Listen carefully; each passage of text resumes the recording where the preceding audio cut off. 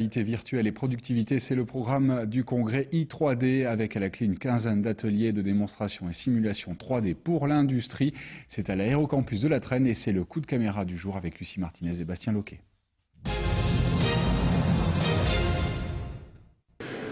Vous ne le voyez pas, mais moi je le vois. Cet écran étant 3D, nous allons parler de cette petite révolution à l'occasion d'un salon organisé ici à Aérocampus, IT 3D, avec de nombreuses innovations. C'est tout de suite dans Coup de caméra. Le sujet de ce salon, c'est vraiment de dire voilà tout ce qui existe aujourd'hui, réalité virtuelle, réalité augmentée, réalité immersive, à quoi ça sert.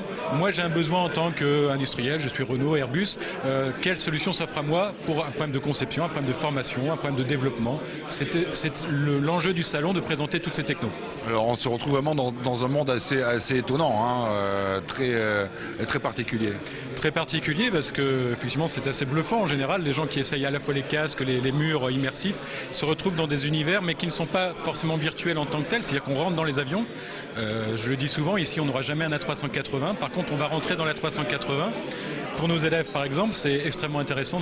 La pédagogie nous permet de démonter un système sans y toucher réellement, sans avoir l'avion. Ça permet de démystifier aussi des systèmes complexes et c'est un enjeu d'attractivité fabuleux pour les élèves par exemple. Ça permet des économies aussi, des économies de matière, des économies de temps, des économies de moyens. Ça ne remplacera jamais la réalité. Je veux dire, à un moment on va travailler, on va réellement souder, on va réparer les avions, mais c'est un sas ou un complément intéressant. Allez, on va faire un petit tour dans ce salon, merci. Premier arrêt sur le stand d'immersion. Vous présentez quoi donc à Immersion pour ce salon ?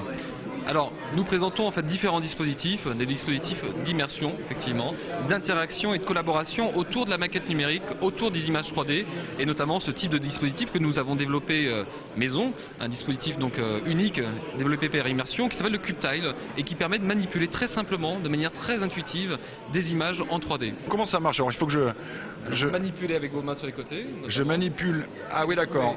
Comme si l'objet était entre vos mains. C'est comme si l'éolienne là était entre mes mains, donc je peux effectivement... D'accord. Alors moi qui suis resté un grand enfant par exemple, est-ce qu'on peut imaginer que ce cube-là puisse être chez moi, devant ma télé, pour éventuellement jouer à quelques jeux ou, Bien sûr, aujourd'hui ce sont les dispositifs qui sont plutôt dédiés au milieu professionnel, mais on peut très bien imaginer à l'avenir les mettre à la portée du grand public. Je suis maintenant, mine de rien, avec Sébastien Kunz à la tête d'une société qui s'appelle MiddleVR. C'est vous, bonjour, vous êtes là, hein, qui avez effectivement mis au point ce casque. En tout cas, vous présentez ce casque au salon. C'est quoi ça?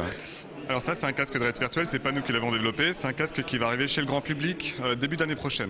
Donc on va pouvoir avoir ça chez soi, dans la maison. Ces outils-là qui coûtaient quelques millions d'euros avant, on va pouvoir les avoir chez soi pour entre 300 et 500 euros. Ça là? Ce casque-là, exactement, ouais. Ça sert à quoi concrètement? Ça sert à quoi? Alors pour le grand public, ça pourra servir à des jeux, par exemple, c'est la première chose à laquelle on pense. Mais on pourra visiter aussi un appartement qui va arriver dans le futur.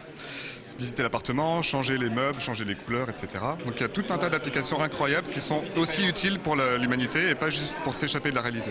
Mais voilà, parce que c'est souvent la critique qu'on fait. La réalité virtuelle, ça nous rend un petit peu tous autistes. Enfin, chacun a son masque, vit dans son monde et c'est terminé.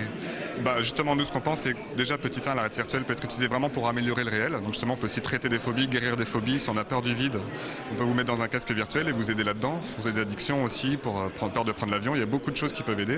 On vous le disait aussi, pour être plus efficace au travail, pour de la formation, ingénieur, architecte, il y a beaucoup de choses qui se font.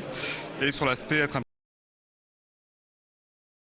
petit peu autiste, ce qui va se passer, c'est qu'on va être connecté dans ce monde virtuel. Donc on va pouvoir... On va pouvoir être à plusieurs dans le même monde virtuel. C'est-à-dire qu'on pourrait, plutôt que de faire une interview là en vrai, on pourrait la faire dans le monde virtuel. Moi je pourrais être à Shanghai, vous pourriez être à Tokyo, et on pourrait faire l'interview comme si on était l'un à côté de l'autre dans le monde virtuel. Écoutez, c'est assez étonnant. Je propose que nous terminions ce coup de caméra par un essai virtuel de ma part. Alors, et là, je peux vous assurer que depuis que j'ai mis ces lunettes, je ne suis plus du tout au salon. Je suis au salon IT 3D. Je suis dans un salon, un vrai, avec là, il y a soi-disant une chaise. Alors, je suis censé l'attraper. Là, je me dirige vers le balcon. Ça n'a l'air de rien. Ah, ça y est, je suis dans le balcon, sur le balcon, avec un magnifique fauteuil. Et je peux vous assurer que lorsque effectivement vous aurez la possibilité d'avoir ça chez vous, ce sera une vraie révolution en marche. Bon, écoutez, moi je vais y aller. Je vais essayer de ne pas tomber. Ah, attention là, il y a une chaise. Voilà.